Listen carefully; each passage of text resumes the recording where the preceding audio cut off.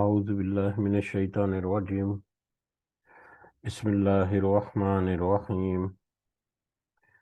رب اشرح لي صدري ويسر لي أمري واحلل عقدة من لساني يفقه قولي رب يسر ولا تعسر وتمم بالخير اللهم لا سهل إلا ما جعلته سهلا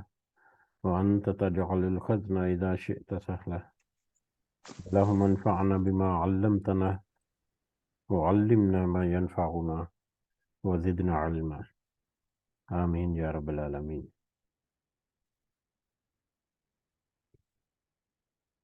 آج ہم انشاءاللہ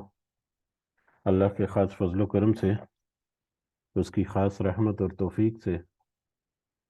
ہم سورۃ الفرقان کی آیت نمبر 35 نمبر آیت سے آنورڈ کچھ آیات کو سمجھنے کی کوشش کریں گے۔ سب سے پہلے ہم اسی کی حمد اور اسی کا شکر اور اسی کی تعریف کرتے ہیں جس نے ہمیں اس قابل بنایا،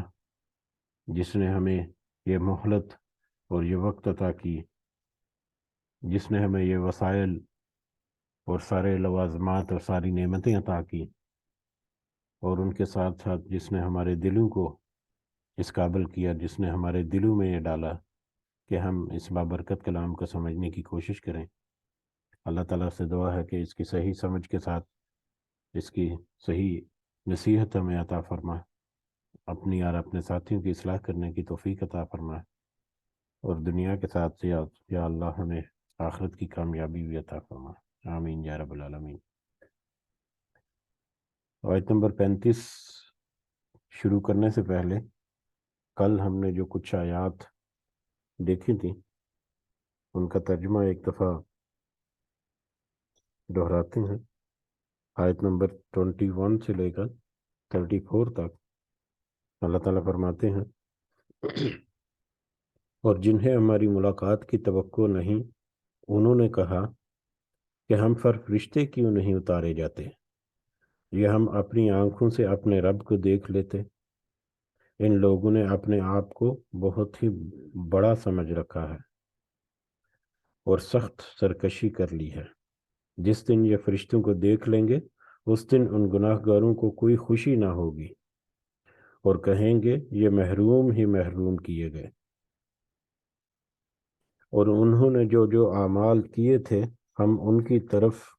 بڑھ کر انہیں براگندہ ذروں کی طرح یا غبار کی طرح، بکھرے ہوئے غبار کی طرح کر دیں گے۔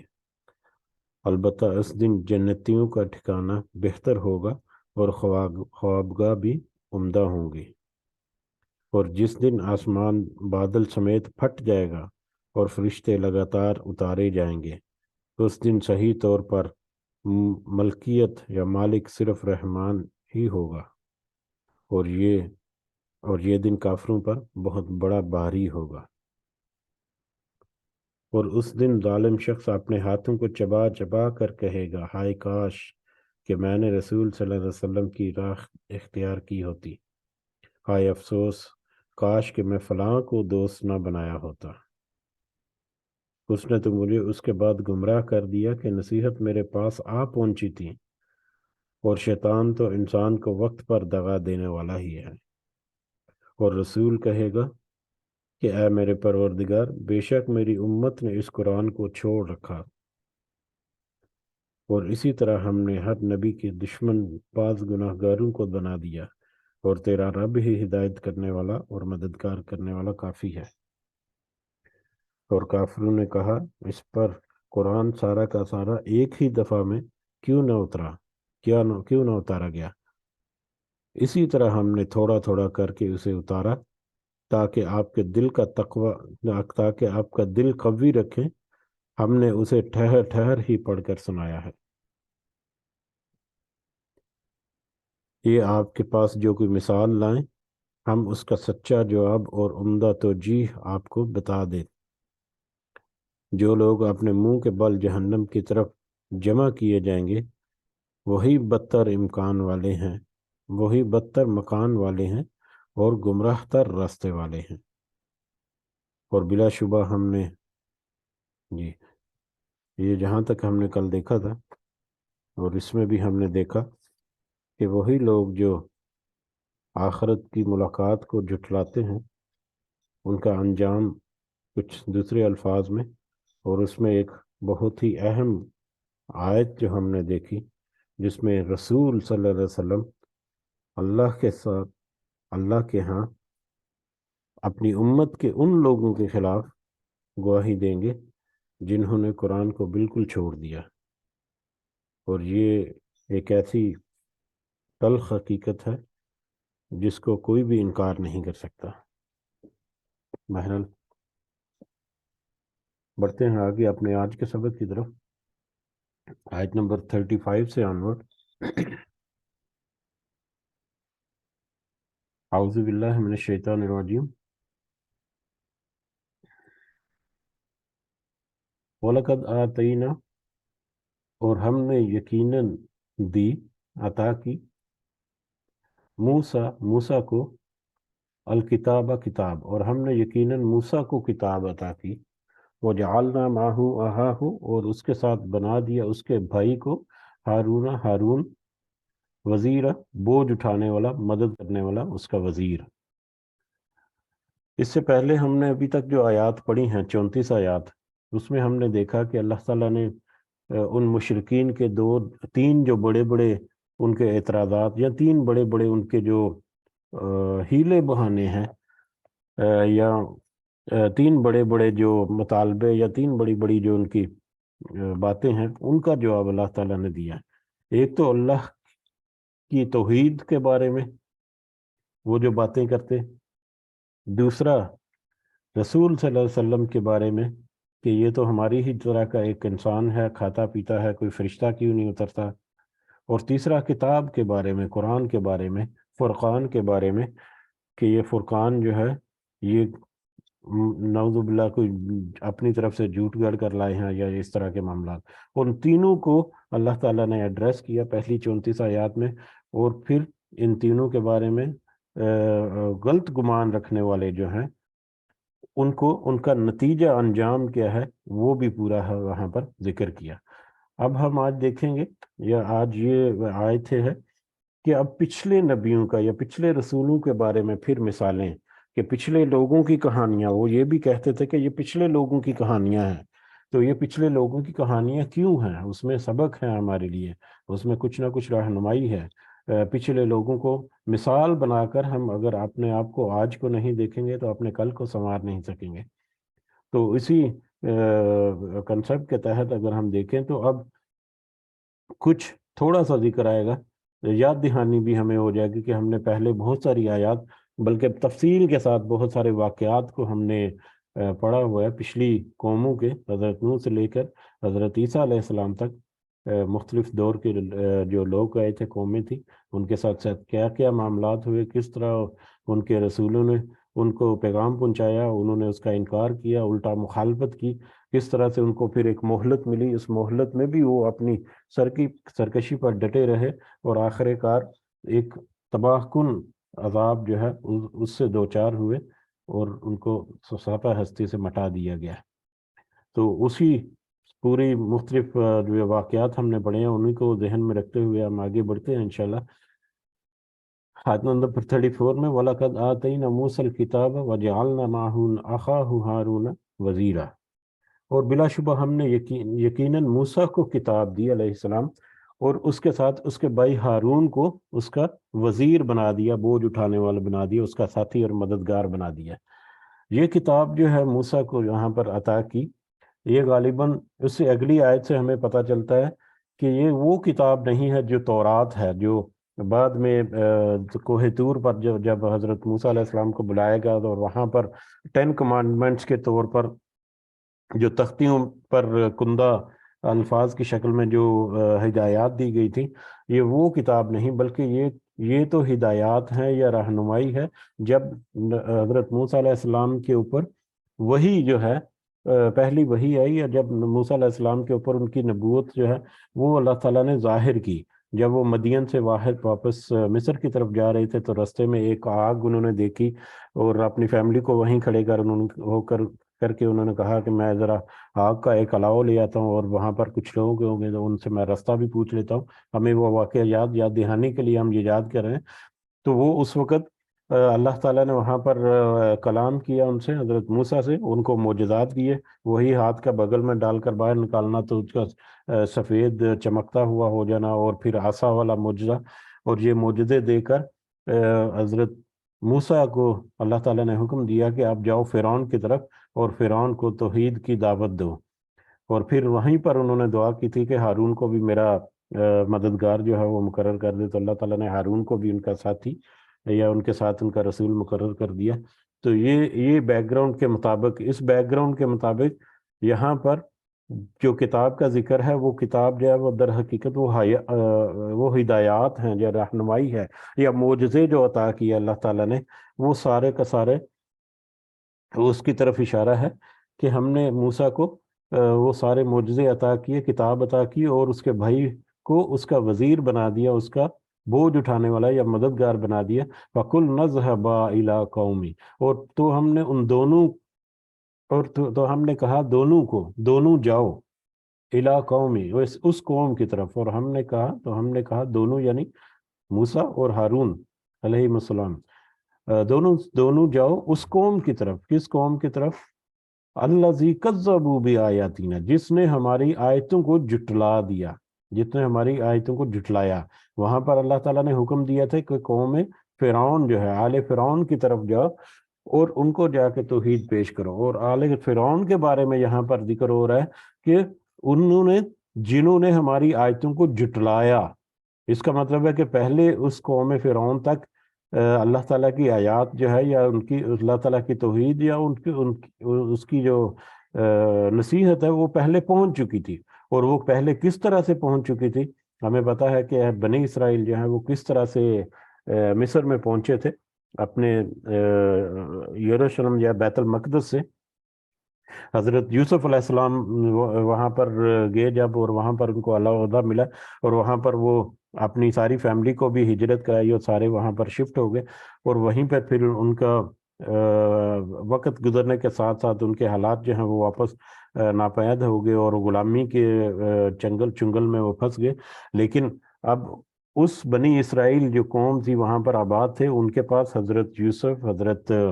اسحاق، حضرت ابراہیم علیہ السلام کی تعلیمات تو تھیں، اور وہ تعلیمات ہمیں پتہ ہے ہر قوم میں، جیسی بھی قوم ہو، اس میں کوئی نہ کوئی اللہ کا بندہ کچھ نہ کچھ اصلاح کرنے والا ہوتا ہے۔ تو یقیناً وہ جو نصیحتیں تھی حضرت یوسف، حضرت یعقوب کی، حضرت اسحاق اور حضرت ابراہیم علیہ السلام کی، وہ وہاں تک یقیناً اس کو پہنچی ہوں گی۔ اسی لیے اللہ تعالیٰ نے کہا کہ اس نے قوم فرعون نے میں ہماری آیتوں کو جھٹلا دیا ہے، تو جب اب جاؤ، ذرا دونوں جاؤ اور اس کو توحید کا درس یا توحید کی دعوت جو ہے وہ پیش کرو۔ فَدَمَّرْنَاهُ تَدْمِيرًا، تو ہم نے ہلاک کر دیا انہیں بری طرح ہلاک کرنا۔ جب ان کو بھی دعوت پیش کی گئی تو انہوں نے اس کا انکار کیا، اور اس کے بعد بہت سارے واقعات ہم پڑھ چکے ہیں، اس میں مقابلہ بھی ہوا، جادو کرا ہوا اور یہ وہ، اور اس کے بعد پھر وہاں سے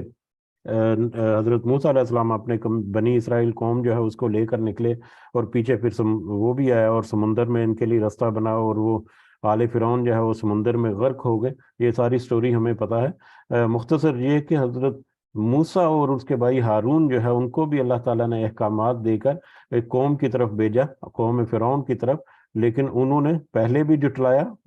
پھر موسیٰ اور ہارون کی جو نصیحت سے اس کو بھی جھٹلا دیا، اور اس کے نتیجے میں اس کو بری طرح سے ہلاک کر دیا، اس قوم کو بھی غرق کر دیا سمندر میں۔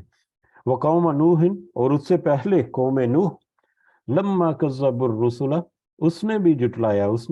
جب اس نے جھٹلایا رسولوں کو، اغرقناہم، تو ہم نے غرق کر دیا انہیں، وجعلناہم، اور ہم نے بنا دیا انہیں، للناس آیا، لوگوں کے لیے ایک نشانی۔ حضرت نوح علیہ السلام کی قوم جو ہے اس کو بھی ذرا یاد کرو کہ کس طرح سے انہوں نے بھی اپنے رسول کو، رسالت کو جھٹلا دیا، رسولوں کو جھٹلا دیا، اور کس طرح سے ہم نے ان کو غرق کر دیا اور ان کو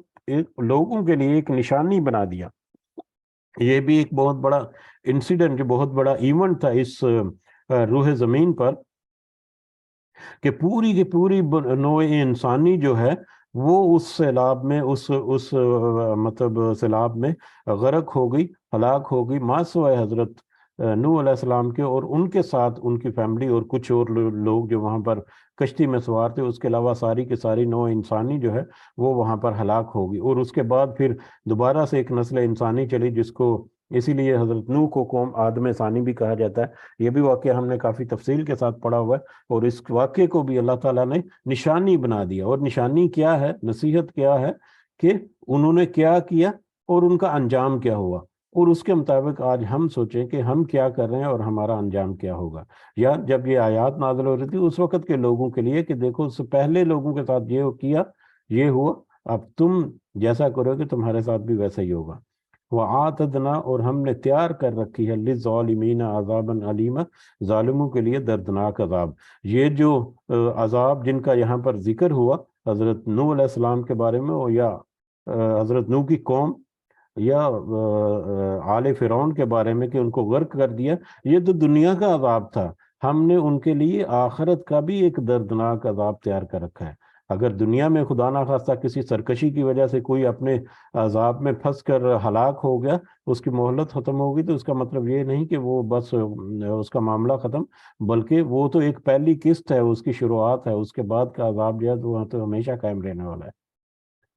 وہ آدم و سمود، اور عاد اور سمود کی قوموں کے بارے میں بھی ہم نے تفصیل سے پڑھا تھا کہ کس طرح سے وہ جسمانی اعتبار سے بھی بڑی قوت طاقت رکھتے تھے، معاشرتی اعتبار سے بھی بہت ویل آف تھے، مال و دولت والے تھے، اور ذہنی طور پر بھی وہ بہت بڑے مطلب ذہین فتین لوگ تھے وہ۔ تو عاد اور سمود کا مجھے یاد پڑتا سورہ ہود میں ہم نے جب عاد اور سمود کے بارے میں پڑھا تھا، تو اس وقت گوگل ارتھ پر ان کے مقامات جو ہے ان کو ہم نے وزٹ بھی کیا تھا، اور وہاں پر ہم نے تصویریں بھی کچھ شیئر کی تھیں۔ وہ تصویریں کیوں شیئر کی تھیں، یا آج ہمارے لیے اس میں کیا نصیحت ہے، ہمارے لیے کیا آسانیاں ہیں، وہ ہم ابھی آگے ڈسکس کرتے ہیں انشاءاللہ۔ اور عاد اور سمود کو، وہ اصحاب الرس، اور کنویں والوں کو یا اصحاب الرس کے بارے میں کوئی بھی معلومات جو ہے وہ کہیں پر بھی اویلیبل نہیں ہے، کسی واضح روایت یا کسی واضح حدیث سے ہمیں نہیں ملتی، لیکن کچھ لوگوں کی رائے ہے کہ یہ اصحاب الاخدود جو ہیں ان کے بارے میں ہے کہ ان کو بھی ایک بہت بڑا کنواں گھڑا کھود کر اس میں آگ جلا کر اس میں ڈال دیا گیا تھا۔ یا یہ بھی ہو سکتا ہے کہ کوئی قوم ایسی گزری ہو جس نے اپنے نبی کو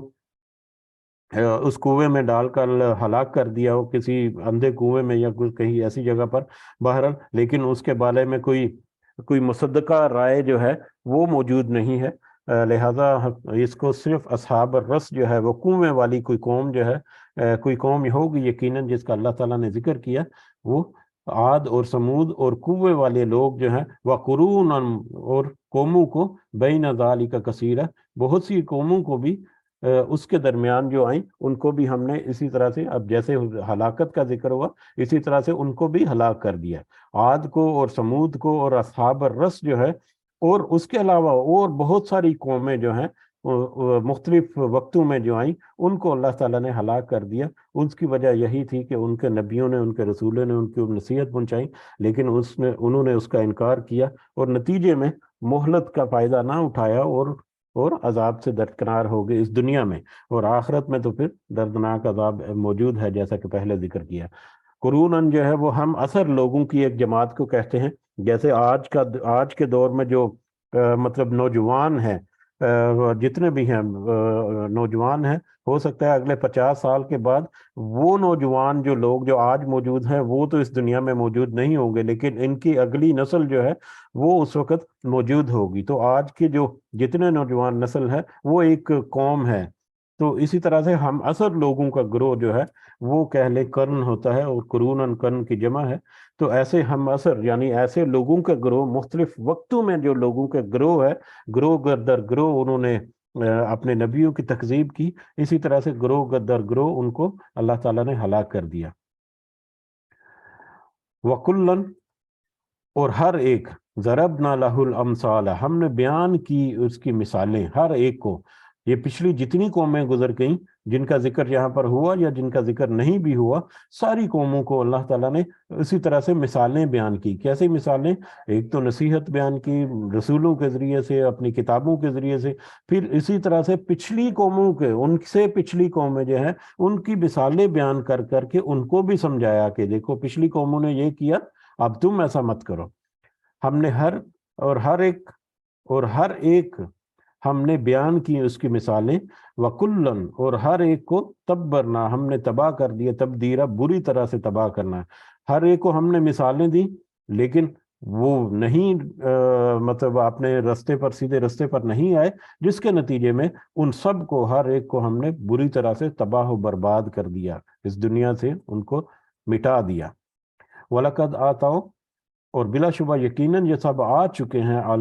علی القریۃ، بستی پر، اور بلا شبہ یہ یقیناً بستی پر آ چکے ہیں۔ یہ بستی پر آ چکے ہیں، یہ اب مشرکین مکہ جو ہیں اس وقت ان کے بارے میں تذکرہ ہو رہا ہے کہ یہ مشرکین مکہ جو ہیں وہ یقیناً اس بستی پر آ چکے ہیں۔ بستی پر آ چکے کا مطلب کہ اس بستی کو وزٹ کر چکے ہیں، اس بستی کا چکر لگا آئے ہیں۔ کس بستی کا؟ اللاتی امطرت، جو برسائی گئی اس پر مطر السوء، بری آگ۔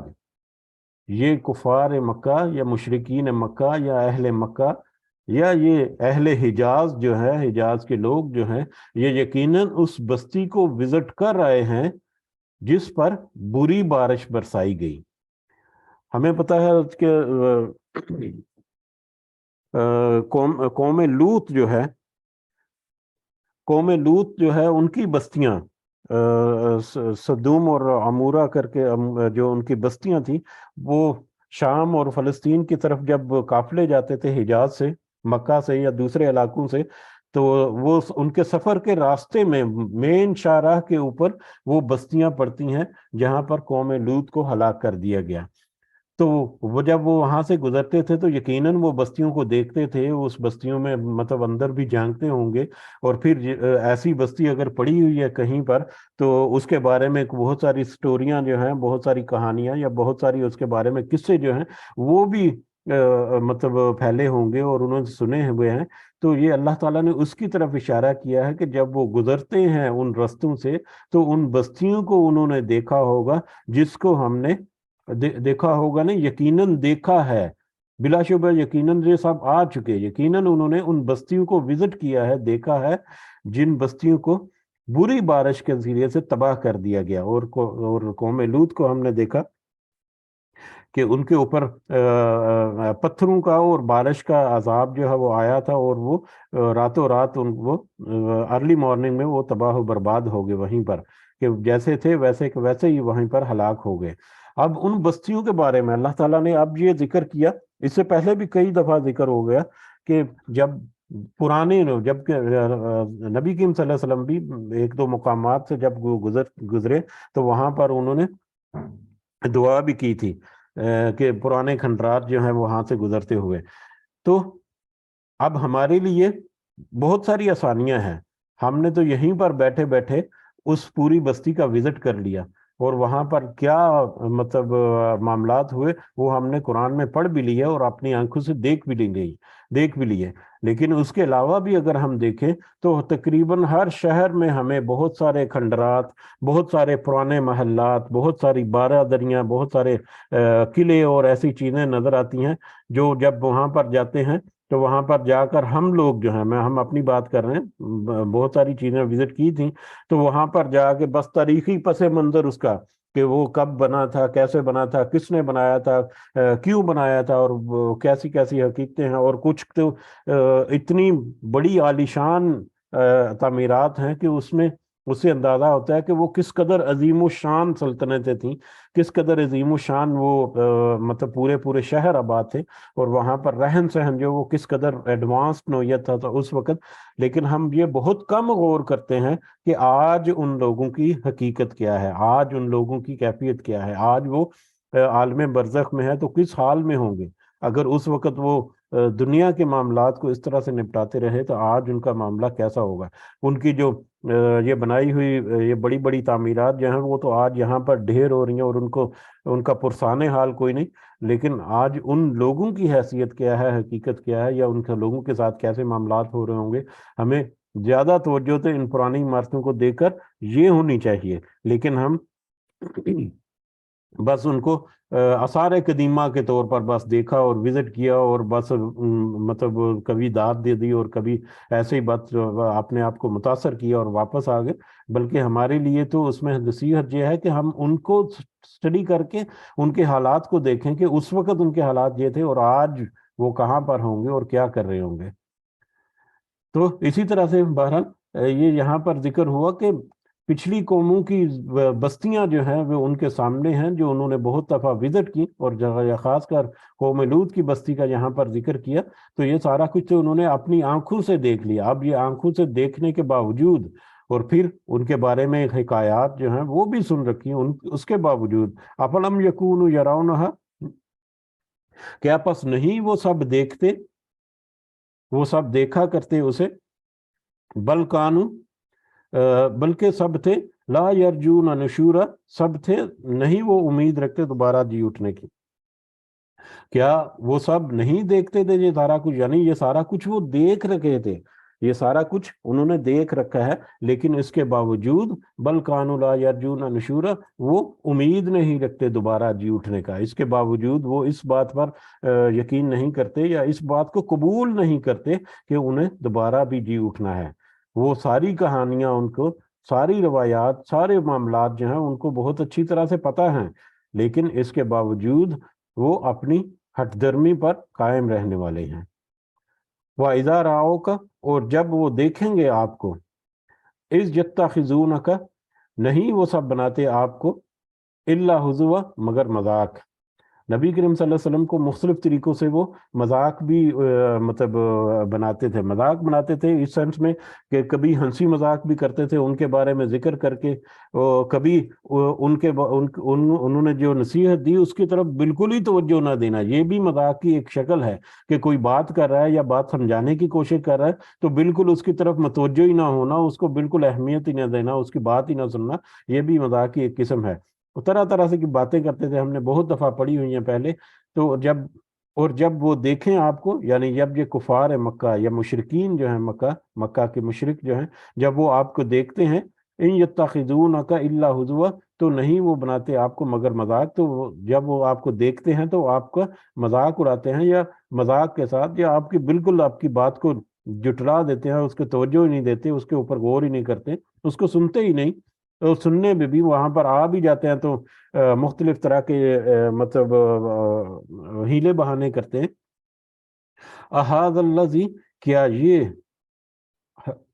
یہ اللہ زی، جسے بعث اللہ رسولہ، بھیجا ہے اللہ نے رسول بنا کر، اور کہتے تھے مذاق میں یہ بھی کہتے تھے کہ کیا یہ وہ شخص ہے جس کو اللہ نے رسول بنا کر بھیجا ہے؟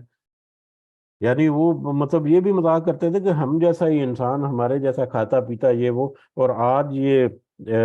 مطلب اپنے آپ کو رسول جو ہے وہ ثابت کرنے کی کوشش میں لگا ہوا ہے، تو یہ ایک انسان، ایک عام سا بندہ جو ہے، یہ اس کو رسول بنا کے بھیج دیا اللہ تعالیٰ نے، نعوذ باللہ۔ تو اس طرح سے مختلف باتیں کرتے تھے اور مختلف طرح سے مذاق ان کا کرتے تھے، اس کا یہاں پر ذکر ان کاد لیضلنا، بے شک قریب تھا کہ وہ ضرور گمراہ کر دیتا ہمیں۔ یہ بھی وہی مشرکین مکہ جو ہے وہ کہہ رہے ہیں، انہی کا قول اللہ تعالیٰ نے یہاں پر نقل کیا کہ مشرکین مکہ کیا کہتے تھے کہ ان کاد لیضلنا، کہ یقیناً بے شک قریب تھا کہ وہ ضرور گمراہ کر دیتا ہمیں، ان آلہتنا، ہمارے معبودوں سے، لولا ان صبرنا علیہا، اگر نہ ہم جمے رہے ان پر، صبر کرتے رہے ان پر۔ یعنی وہ تو اس طرح سے باتیں کرتا ہے، اس طرح سے بہکی باتیں کرتا ہے، نعوذ باللہ، کہ قریب تھا کہ وہ ہمیں اپنے معبودوں سے گمراہ کر دیتا۔ یہ تو ہماری ہی ہمت تھی کہ ہم نے اپنے معبودوں پر صبر کیا اور ہم اس پر ڈٹے رہے۔ ظاہری الفاظ میں تو یہ ہے، ظاہری طور پر تو یہ کہتے ہیں کہ ہم تو اپنے آباء و اجداد یا اپنے معبودوں کی حفاظت پر ڈٹے رہے، ورنہ یہ تو ہمیں گمراہ کر بیٹھا تھا، استغفر اللہ۔ لیکن اسی لفظ میں, اسی جملے میں ایک دوسری بات یہ چھپی ہوئی ہے کہ اس کے وزن میں, اس کی باتوں میں, اس کی نصیحت میں اتنا وزن ہے, اس کی باتوں میں اتنی لاجیکل انڈرسٹینڈنگ ہے, اتنی وہ مطلب مدلل باتیں ہیں کہ جن کو سن کر ایک انسان جو ہے وہ یقیناً سوچنے پر مجبور ہو جاتا ہے. لیکن ہم تو بس ڈٹائی کی طرح ڈٹے ہوئے ہیں, ہم تو بس تنقید بر تنقید کو قائم رکھتے ہوئے بس ڈٹے ہوئے ہیں. اسی لیے ہم اپنے ان معبودوں کے ساتھ جڑے رہ گئے, ورنہ اس نے تو جتنی مدلل باتیں کی اور جتنی حق والی اور جتنی سچی اور جتنی لاجیکل باتیں کی, لوگ تو گمراہ ہو جاتے اس سے. اس میں انڈائریکٹلی ان کی یہ قول جو ہے وہ بھی چھپا ہوا ہے کہ کہیں وہ ضرور گمراہ کر دیتا ہمارے معبودوں سے, یعنی کہ ان کے جو ارگومنٹ تھے اس میں اتنا وزن ضرور تھا کہ وہ سوچنے پر مجبور تھے, لیکن بس ہٹ درمی کی وجہ سے وہ اپنے اس مذہب پر قائم رہے, جس کے نتیجے میں وہ گمراہوں میں شامل رہے. وَسَوْفَ يَعْلَمُونَ, اور عنقریب وہ سب جان لیں گے, ہی نہ یرون, جب وہ دیکھیں گے, العذاب, اپنے عذاب کو اپنی آنکھوں سے, من اضل سبیلا, کون زیادہ گمراہ ہے راستے کے حساب سے. اور یہ لوگ جو دنیا میں کہتے ہیں کہ اس نے ہمیں گمراہ کر چھوڑنا تھا, ہم تو اپنے معبودوں پر ڈٹے رہے, ان قریب اب اللہ تعالیٰ کہہ رہے ہیں آیت کے دوسرے حصے میں, اب اللہ تعالیٰ کا قول ہے کہ اللہ کہتے ہیں ان قریب وہ بھی جان لیں گے کہ کون سے لوگ جو ہیں وہ گمراہ راستے پر ہیں, جب وہ اپنے عذاب کو دیکھیں گے. دنیا میں تو ڈٹے رہے, آخرت میں جب وہ عذاب کو دیکھیں گے تو پھر ان کو ذہن میں آئے گا, یا پھر وہ یاد کریں گے کہ ہاں وہ تو اس وقت گمراہی کا راستہ تو ہمارا تھا, وہ تو ہمیں حق کے راستے پر بلا رہا تھا. یہ حقیقت سب کے اوپر آشکار ہوگی انشاءاللہ. اللہ تعالی ہمیں کسی بھی ایسی آزمائش سے اور عذاب کی کسی سختی سے محفوظ رکھیں, آمین. ارائیت من اتخذ الہہ ہوا, کیا تو نے دیکھا ہے جس نے بنا لیا ہے اپنا معبود اپنی خواہش کو. یہ بہت بڑی اور بہت سخت آیت ہے, یہ آیت نہیں, آیت کا یہ حصہ بہت بڑا اور بہت سخت ہے. اس سے پہلے چند گاہے بگاہے ہم ذکر کرتے ہیں کہ کچھ علماء جو ہیں وہ تو اس قدر توحید کے معاملے میں اس قدر سخت باتیں کرتے ہیں, یا اس قدر وہ سختی سے مطلب اپنا رائے کا اظہار کرتے ہیں کہ جس نے دنیا کی مال و دولت کو اپنا زیادہ محبوب بنا لیا, وہ بھی شرک کر رہا ہے. اس کا اشارہ ہمیں یہاں پر ملتا ہے, ارأیت من اتخذ الہہ ہوا, کیا تو نے دیکھا ہے اس شخص کو جس نے اپنے نفس کو اپنا معبود بنا لیا, اپنے نفس کی خواہش کو, اپنے جو دنیا کی خواہشات ہیں جس نے اس کو اپنا معبود بنا لیا. کیا اس شخص کو دیکھا ہے, یا کیسے ایسے لوگوں کو دیکھا ہے تو نے؟ یہاں پر ہمارے سامنے ایک حدیث بھی ہے, یہ طبرانی کی ہے, جس میں حضرت ابو امامہ رضی اللہ تعالیٰ عنہ وہ روایت کرتے ہیں کہ نبی کریم صلی اللہ علیہ وسلم نے فرمایا, اس آسمان کے نیچے اللہ تعالیٰ کے سوا جتنے معبود بھی پوجے جا رہے ہیں, اس آسمان کے نیچے اللہ تعالیٰ کے سوا جتنے معبود بھی پوجے جا رہے ہیں, ان میں اللہ کے نزدیک بدترین معبود خواہ وہ خواہش نفس ہے جس کی پیروی کی جا رہی ہو. یعنی جتنے بت ہیں, جتنے معبود ہیں اللہ کے علاوہ جن کو پکارتے ہیں, وہ سارے کے سارے باطل ہیں, جو سارے کے سارے جھوٹے ہیں, اس میں کوئی دو رائے نہیں, اس میں کوئی شک کی گنجائش نہیں. لیکن ان معبودوں میں سب سے بدتر معبود جو ہے وہ خواہش نفس ہے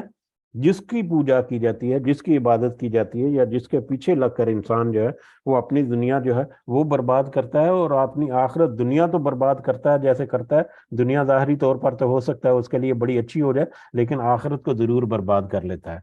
تو یہ آیت کا یہ حصہ ہمیں اشارہ کرتا ہے ان علماء کی اس بات کی طرف,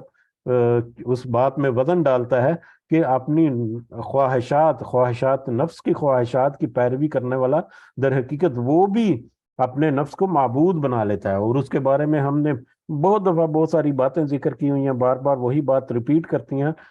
ہم اپنی یاد دہانی کے لیے, کہ مال و دولت کے پیچھے, اس کے حرص کے پیچھے وہ ایسے پڑے ہیں کہ بالکل اللہ کی یاد کو بلا دیا. ابھی کل ہی ہم نے آیت پڑھی, یا پرسوں پڑھی تھی, کہ اس میں جو ان معبودوں کو اللہ کے سوا جن کو وہ پکارتے ہیں وہ باطل معبود جو ہیں، جب ان سے اللہ تعالیٰ پوچھے گا کہ کیا تو نے گمراہ کر دیا ان کو یا یہ خود ہی گمراہ ہو گئے، تو وہ وہاں پر کہیں گے کہ تو نے، اللہ کو کہیں گے کہ تو نے تو ان کو دنیا کی آسودگی دے دی، تو ایسی آسودگی دی یا اس میں وہ ایسے کھو گئے کہ تیرا ذکر ہی بھول گئے۔ تو ایگزیکٹلی وہی چیز یہاں پر ایک خواہش جو ہے، خواہش نفس جو ہے وہ یہاں پر آ گئی کہ دنیا میں جو متاع دنیا ہے، عارضی ٹھکانہ یا عارضی جو متاع ہے، اس کو حاصل کرنے کے لیے کس قدر تگ و دو کی جاتی ہے، اور بہت ساری ہدایت اور رہنمائی نصیحت واضح ہونے کے باوجود اس کو پرے کر کے اپنی من مانی کی جاتی ہے، مال و دولت کمانے کے چکر میں، اولاد کو پالنے کے چکر میں، دنیا کے رسم و رواج کو نبھانے کے چکر میں، کہ معاشرے میں اپنے مطلب ناک بھی اونچی کرنی ہے اور لوگ کیا کہیں گے اور یہ اور وہ، ہمیں سب پتا ہے کہ کیا ہوتا ہے، اور مطلب حیران ہوں گے، یقیناً آپ کے ساتھ یہ واقعی معاملات ہو چکے ہوں گے کہ کسی سے جب بات کریں تو ان کی انڈرسٹینڈنگ پوری ہے، کوئی یہ نہیں کہتا کہ ہاں ٹھیک ہے مجھے پتا نہیں تھا، پتا بھی ہے سارا کچھ، لیکن پھر بھی کیا کریں۔ تو یہ ہے اپنی خواہش نفس جو اللہ کے احکامات کو پیچھے ہٹا کر اپنی مرضی جو لے آتے ہیں، اس کے بارے میں یہ بہت سخت آیت ہے، اس کے اوپر کوئی ایسی بات بھی نہیں کرنا چاہتا جس سے کسی کو کوئی دچکا لگے، یا ہم بلکہ ہم اپنے گریبان میں ضرور جھانکیں کہ ہمیں یہ آیت جو ہے وہ کیا کہہ رہی ہے، اور جہاں تک ممکن ہو ہم اپنی آواز جو ہے وہ پہنچا سکتے ہیں ان لوگوں تک۔ آیت کو یہ کوٹ کیا جا سکتا ہے ایسا، اور من اتخذ الہہ ہواہ،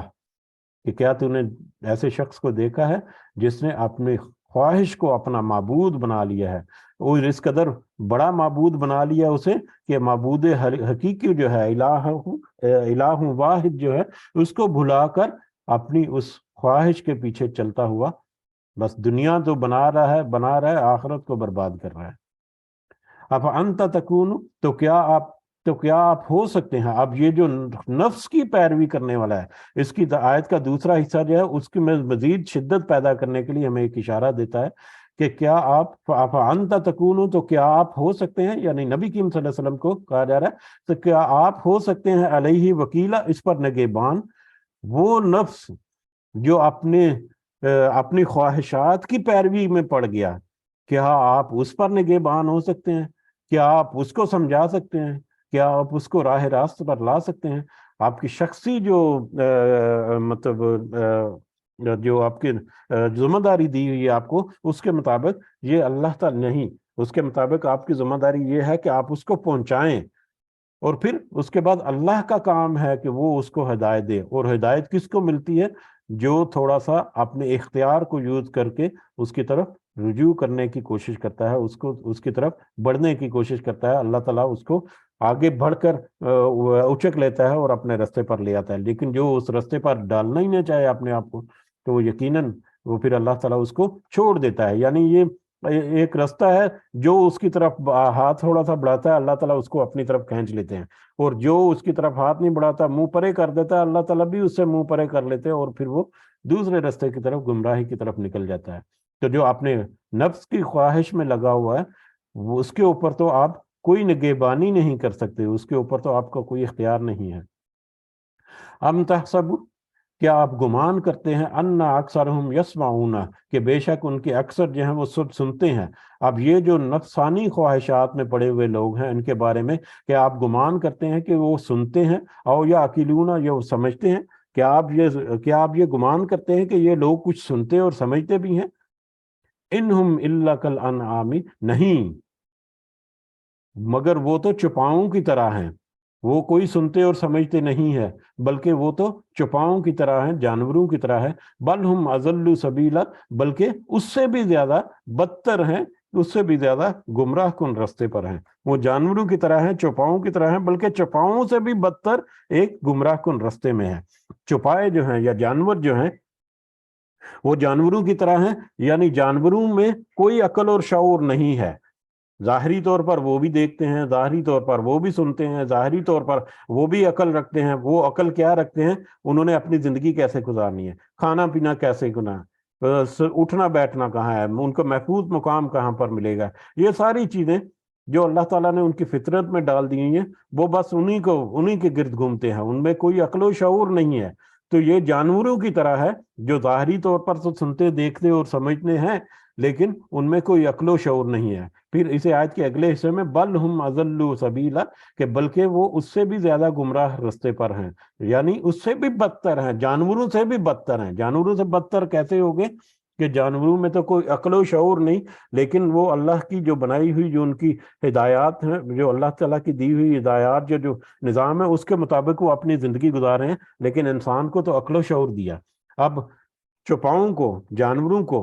کوئی شخص اگر گھیر کر کہیں لے کر جا رہا ہے، تو جانوروں کو تو اس سے کوئی پتہ نہیں کہ وہ کہاں پر لے جا رہا ہے، وہ تو بس اس شخص کے گھیرے میں یا اس شخص کے نرغے میں آئے ہوئے ہیں، اور وہ ہانکے چلے جا رہے ہیں ایک راستے کی طرف۔ ہو سکتا ہے کہ وہ راستہ جو ہے اس کو ذبح خانہ کی طرف لے کر جا رہا ہو، یہاں پر وہ جا کر اس کو ذبح کر کے کاٹ کر کھا بھی جا جائے، لیکن اس کو ان کا کوئی شعور نہیں ہے۔ ہو سکتا ہے کہ وہ مالک نہیں، وہ قصاب ہو جو ان کو ذبح کرنے کے لیے لے کے جا رہا ہے، ان کو تو اس کا کوئی شعور نہیں۔ لیکن انسان کو تو شعور ہے۔ انسان کو تو اللہ تعالیٰ نے یہ بھی واضح کر کے بتا دیا کہ یہ تمہارا نفس جو ہے، وہ تمہیں بہکا کر، وہ تمہیں ہانک کر کس طرف لے کر جا رہا ہے، اور اس نفس کو پہچاننے کے باوجود اگر اس کے نرغے سے اپنے آپ کو نکالنے کی کوشش نہیں کرتا، تو وہ اس کی حیثیت یا اس کی جو عقل ہے یا اس کی جو وہ شخص جو ہے، وہ چوپاؤں سے بھی برتر ہے۔ تو وہ چوپاؤں سے بھی بدتر ہے، کہ اس سے بھی بدتر گمراہی کے راستے پر ہے، اس سے بھی زیادہ گمراہ کن راستے پر ہے۔ اللہ تعالیٰ سے دعا ہے کہ اللہ تعالیٰ ہمیں اس میں جو نصیحت کی بات ہے، وہ ہمارے دل کا اتار پر ہمیں اس سے اپنی اصلاح کرنے کی ہمت و توفیق عطا فرمائے، اور اس پیغام کو ہمیں دوسروں تک بھی پہنچانے کی توفیق عطا فرمائے۔ آمین یا رب العالمین، وما علینا الا البلاغ المبین۔ جی، آج کے سبق کے حوالے سے کوئی اضافہ کرنا چاہ رہے ہیں تو کر سکتے ہیں۔ جزاکم اللہ خیرا کثیرا۔